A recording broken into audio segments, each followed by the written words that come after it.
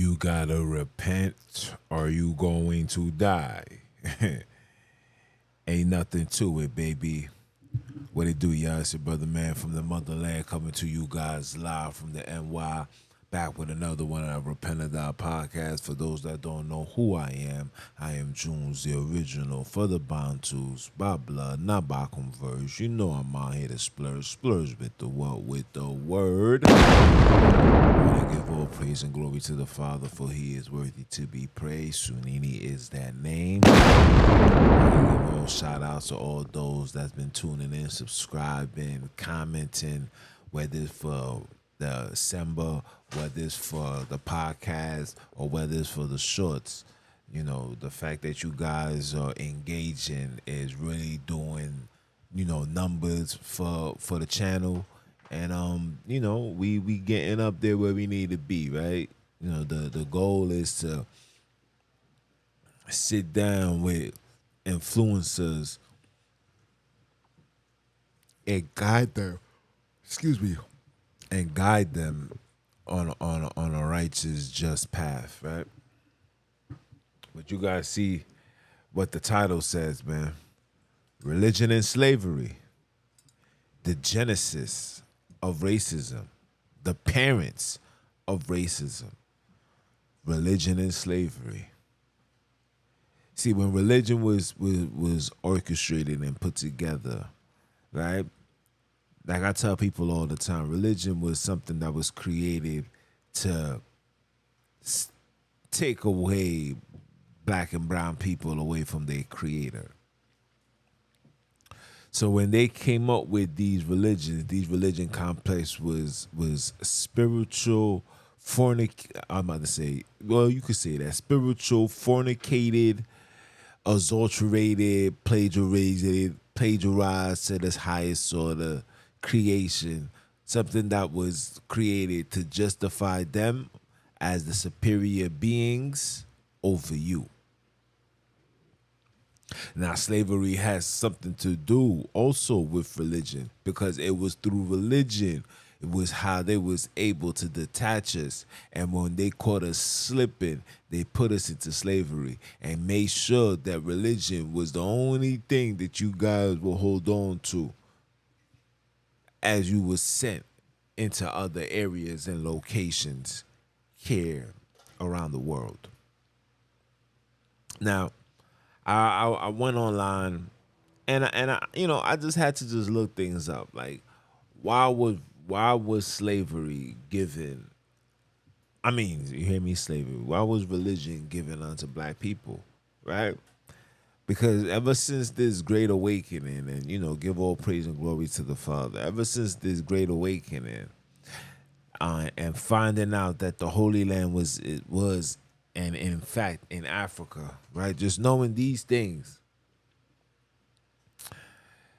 my vocal point and my viewpoint and my questions and my answers that I need. Excuse me, had a long workout today, shadow boxing and all that. But I lost my train of thought. But yeah, religion was something that was created,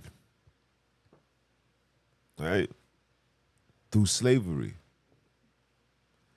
Religion and slavery, excuse me, I'm wilding. Religion and slavery are the parents, the genesis of racism. Through slavery is the reasoning to Europeans having the confidence to say foolish things like, go back to Africa. Through religion, these things is created to allow them to be the overseers of your faith. So they say. See, when you think of Islam, you automatically think of an Arab. When you think of Christianity, you automatically think of a European. When you think of Judaism, you automatically think of a European. See, this is what they have done. This is what they have done. And they keep us in these circumstances because they know two kings can't run a castle. Let me show you something. Hold on. Share my screen. Share my screen with you guys. Hold on. Hold on. All right. So I just wanted to just look up religion and slavery, right? It says from the beginning of the Atlantic slave trade, Western nations used religious doctrine. Listen, this is the father and mother to racism. Father and mother. Okay? Let's say slavery is the mother.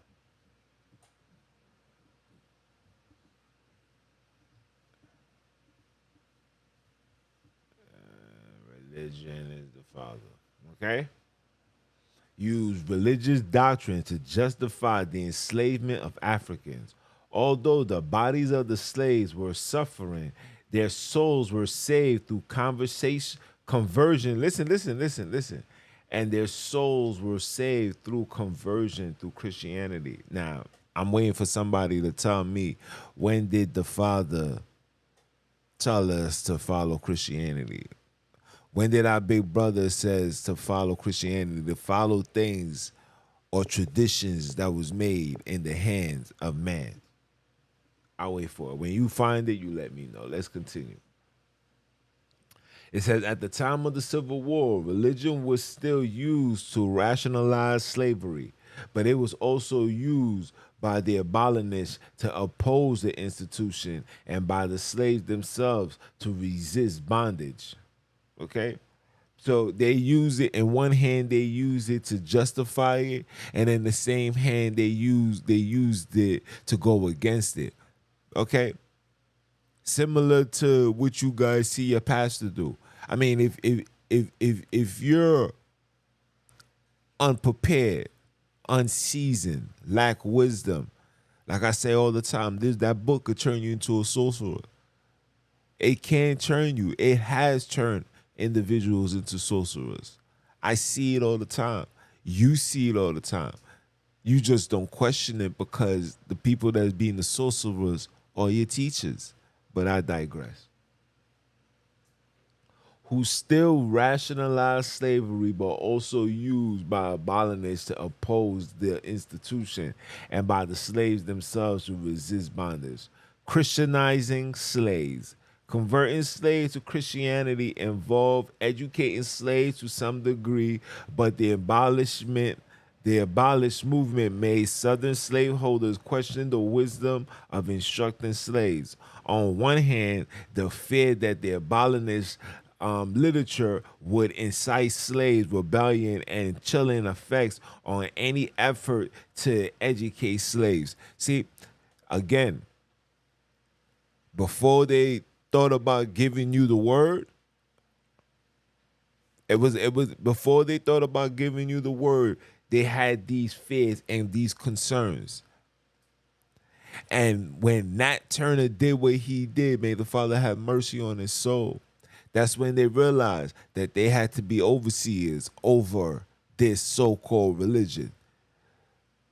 Because all it takes, like I tell brothers and sisters all the time, all it takes is a genuine cry to the Father. Like you genuinely crying. Genuinely. Complete humbleness, meek. He will hear that. He will honor that. And they know that.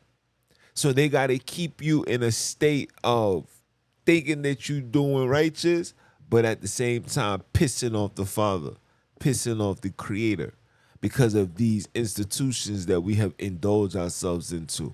And you're reading how they're using this same institute to keep you in what?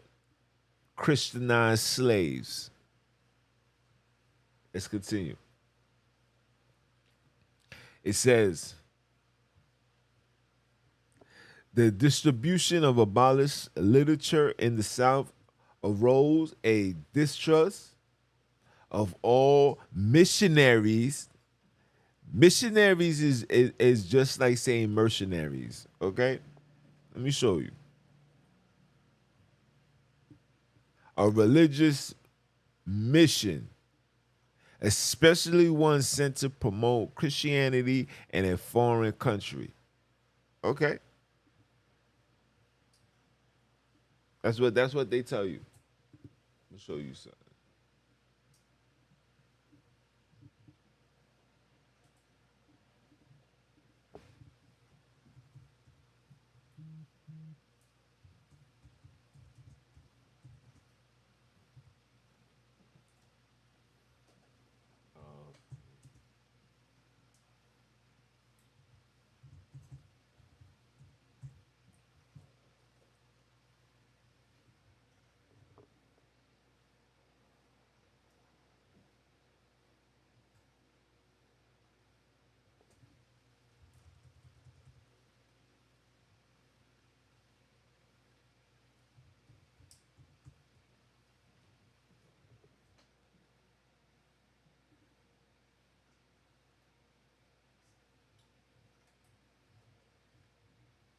Hold on. Let me pull this up.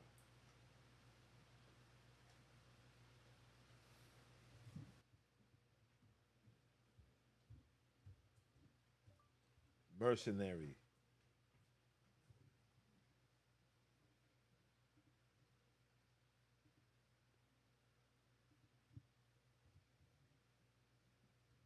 No, I'm not spelling this wrong.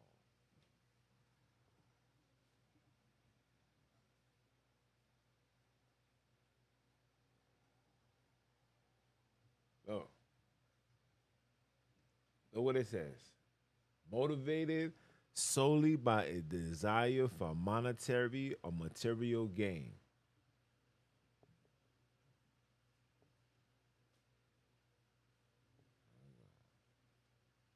A material gain.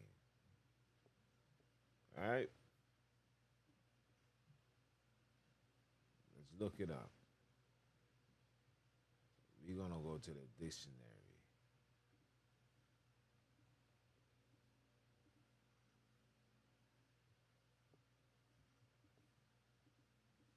Let's go to the dictionary. Hold on. Okay.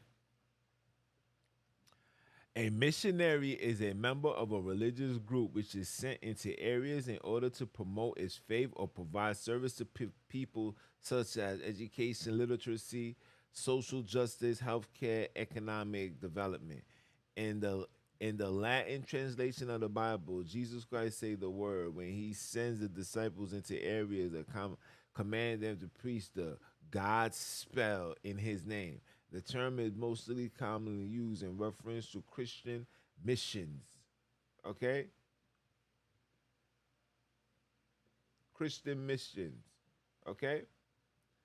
But but it can also be used in reference to any creed or ideology. Okay? Let me show you.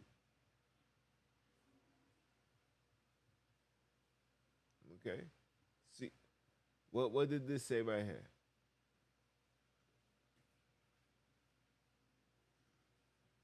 Serve people, to promote. You see the word promote?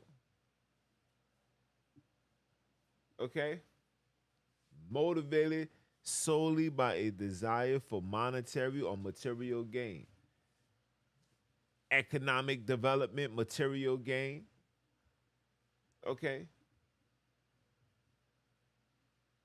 Monetary,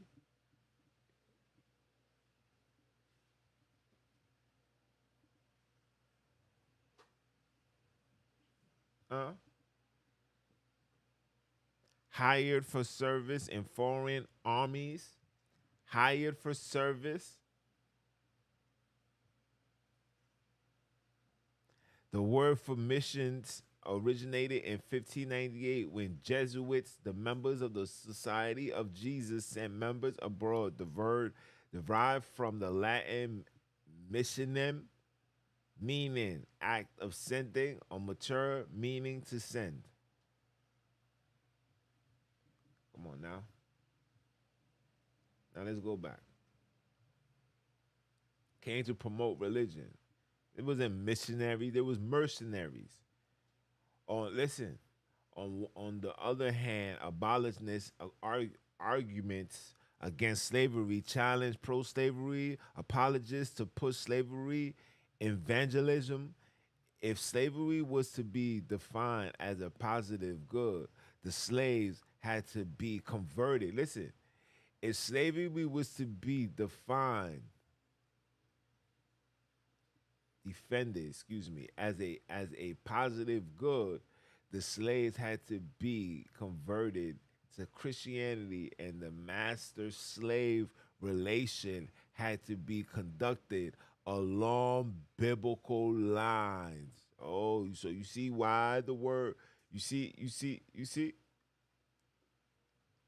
huh? Huh? Huh? You see the parents of racism? You see the parents of racism, guys? It's deeper than what you guys think, man.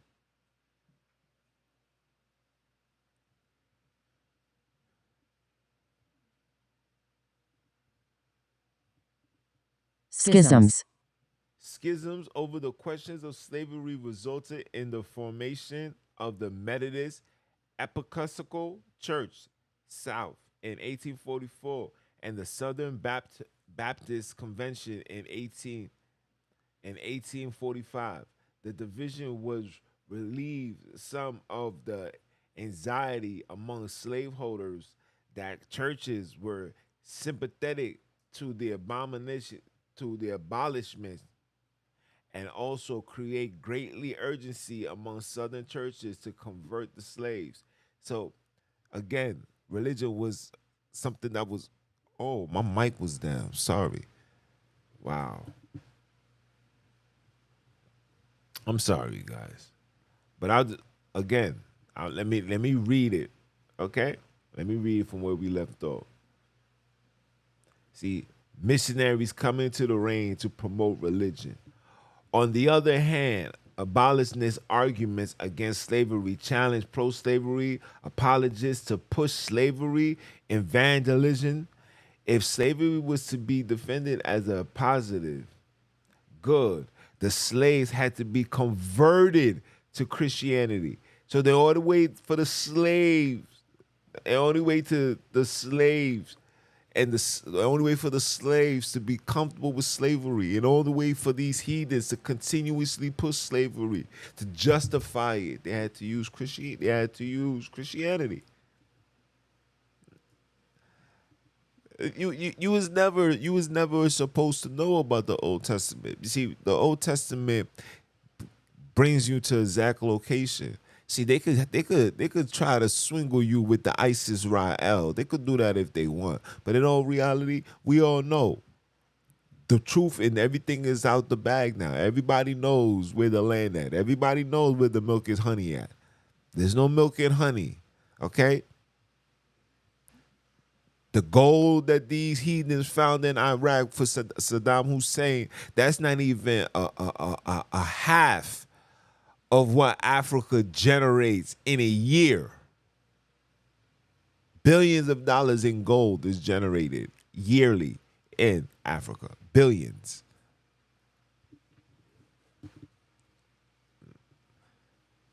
It says, hold on. Had to be converted to Christianity, and the master-slave relations had to be conducted along biblical lines. Schisms over the questions of slavery resulted in the formations of the Methodist Episcopal Church. Okay? Okay? All of these things was created, okay, converted to Christianity, and then had a master and slave relationship had to be conducted along biblical lines. So when they add things like, you heard if somebody said eye for an eye, but I'm telling you, somebody hit them, you give them the other. Yeah. These are things like this is to let you guys know that there's a lot of interjections that took place within our word. A lot, especially in the new. In fact, the new, I'm starting to really question.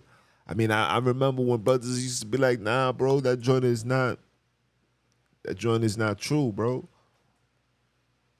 I'm really starting to question. I can't, the reason why I can't question it because of the breakdown that the elder was able to give to show proof that our big brother did live.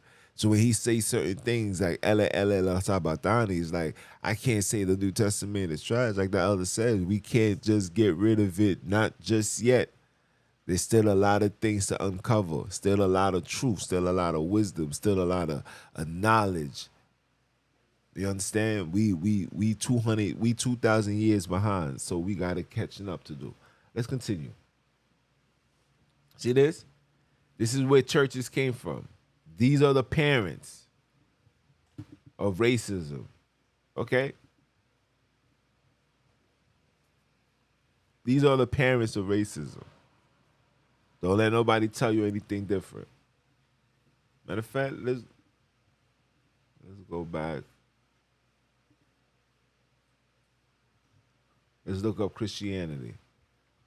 It says Christianity, major religion stemming from the life, teachings, and death of Jesus of Nazareth, the Christ or the anointed one of God. In the first century CE, it became the largest of the world religion and geographically the most widely diffused of all faith. It has a continuously of more than 2 billion believers. 2 billion believers, but yet the world is so wicked. 2 billion believers, but yet the world is so wicked. Who is this man, Jesus Christ? What is it about this teaching that got us in a state of sin? Who is this man? Its largest groups are the Roman Catholic Church, the Eastern Orthodox Church, and the Protestant churches, the Oriental churches, the Oriental Orthodox churches constitute one of the oldest branches of the traditions, but have been out of contact with Western Christianity and Eastern Orthodox for the middle of 5th century until the late 20th century because of dispute over Christology, the doctrine of Jesus Christ's nature and significance. Significant movements within the border Christian world and sometimes transcending denominational boundaries or Protestantalism, charismatic, charismatic Christianity and evangelism and fundamentalism. In addition, there are numerous independent churches throughout the world. See also the evangelism, baptism, Calvinism. These are all the isms that you could imagine. The Lutheranism, okay? At most, Christianity is the faith focus on the and contact, faith and contact. As a tradition, Christianity is more than a system of religious belief. It is also generated a culture, a set of ideas and ways of life, practice, and artifacts that have been handed down from generation to generation since Jesus first became the object of faith. Oh, could this be the reason why this world is so sinister? Because this is an object. He is the object. He is the idol. No graven images of faith. So every time you say the word faith, you have faith because of him. You associate your faith. Let me highlight this. Put a green with him.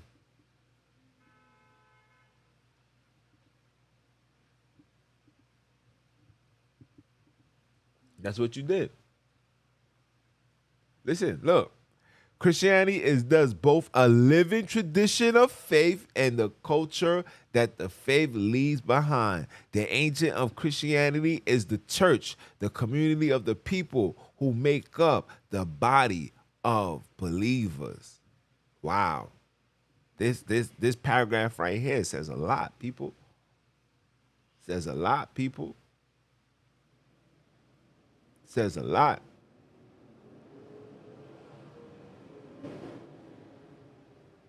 I don't even want to continue. I'm so disappointed. Yeah. Yeah. You see it. You see it. You see it, people. You see it. This is the father. These are the parents of racism. Religion and slavery are the parents of racism. They feel entitled to talk to you however you feel. They feel entitled to not even view you as a human. How? Why? Because of slavery? Because of the shackles you put around our necks? Because of how you was able to get away with murder? Yeah, you guys have gotten away with murder. You guys have gotten away, and listen, there's no sin that's gonna be left unpunished. No trial, no wickedness that was done will be left unpunished. The problem for us is having to be patient. What's taking so long is the stealing of our books and the plagiarizing, the introductions and the false directions and the language and the prayers. There's a lot of things that they put within our books that's stopping us from reaching to the next level. The children that was taking off ships, the third and fourth generation, we that generation, we the ones that gotta go back to the land. We gotta go to the mount itself and pray and call on to the Father and allow the Father to do what he gotta do. Facts. Ain't for no discussions, ain't for no debate. You gotta go to the Father directly and call on him and allow him to set you free. He said, well, my children come back unto me. We gotta come back unto him. The Father's eyes only dwell in Jerusalem. Doesn't dwell any other place. His eyes is not in America. His eyes is not in the Caribbean. His eyes is not in Great Britain. His eyes is not in Asia. His eyes is not in Australia. His eyes is in no place on the face of this earth outside of the one place where he said his eyes would be. The one place that these heathens know they can't violate.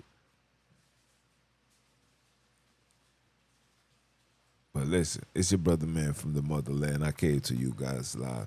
I didn't want to make this too long. I just wanted to show you guys a little something. You know what I'm saying? Like I said, it's a lot of things that be on my mind. Hey, man, make sure you guys tune in for the today's podcast that came out this morning, 9 a.m., titled The Lawbreakers Are Now the Lawgivers. Yeah, we're going to talk about that. The lawbreakers are now the lawgivers. So stay tuned for that. Continue supporting. You know it's your brother man from the motherland. And for those that don't know who I am Mr. Keep My Foot on you heathens. You he-grows in the newly installed Heathenites Snacks. Are you dumb or are you dumb? Father, say one time for the one time. And I'ma holler at y'all. One.